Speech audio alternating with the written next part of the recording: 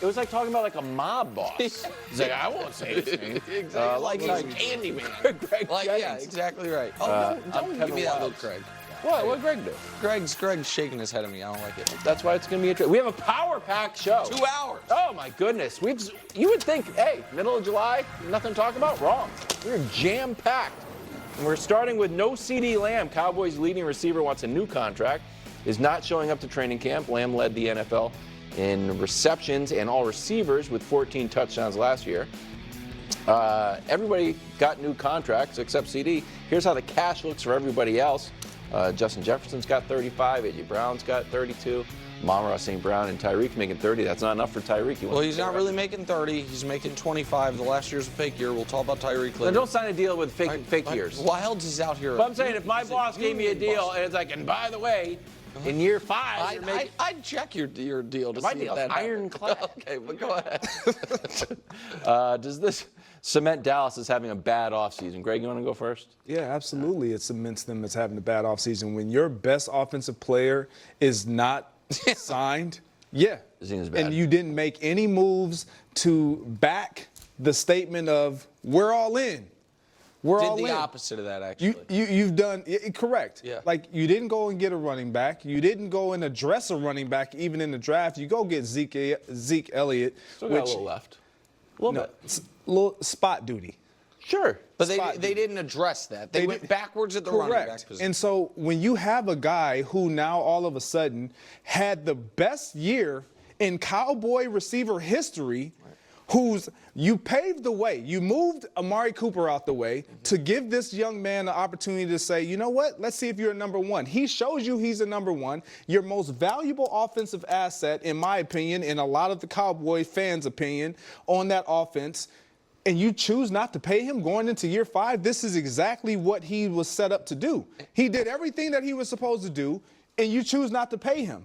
And all you're doing, if you're Jerry Jones, is allowing the price tag to go up. And it clearly has. It's clearly going up, and it will continue to go up because if they go into training camp, and I do believe he'll be done before the season starts. I believe that.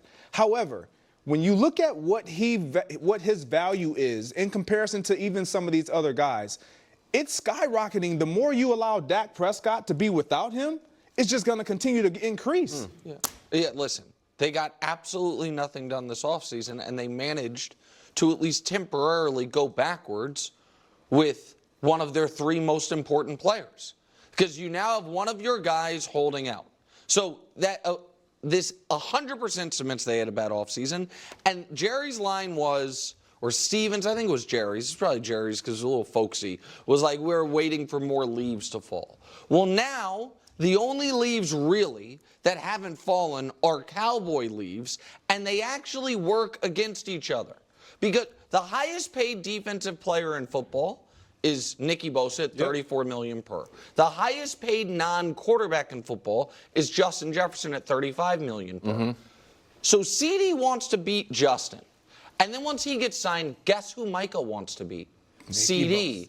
No, CeeDee, because he'll want to be the highest paid non-quarterback. They both, you are in a position now where you're going to pay 35, just call it for round numbers, $35 million each. Because Nicky's at 34, Justin's at 35. So these guys are going to both come in around $35 million because you've waited this long. You have painted yourself into a corner where the only way you are going to be able to keep the 3 most important players on your roster is to hand out the biggest contract in the history of the NFL for defensive players, the biggest or tied for the biggest contract in the history of the NFL for wide receivers, and far and away the biggest contract for any player to Dak Prescott. That's the only way you're going to be able to keep all 3 guys. And the reason, to kind of supplement what Greg was saying, Wilds, it's so indefensible, is none of this should have snuck up on you.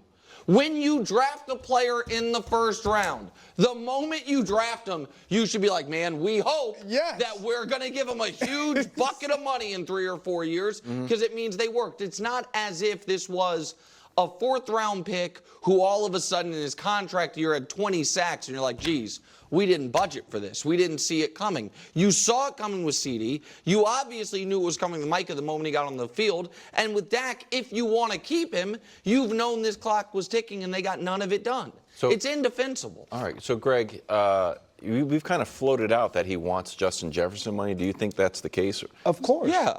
He's obvious. When you is he as good as Justin Jefferson? Can we please look at these numbers for CeeDee Lamb? Because I have a full screen of his numbers, and when you look at these numbers, now none of us probably at this table would say he's better than Justin Jefferson That's what I'm saying. when healthy. But when you look at these numbers last season, and this is what he's going to put in front of him on the deck, Justin Jefferson he's going to say, "Hey, this is what I was. This is who I am." Targets first, receptions first, yards second, touchdowns third. He had the best, and then on top of that, the icing on the cake, I put up the best numbers in this uniform in franchise history.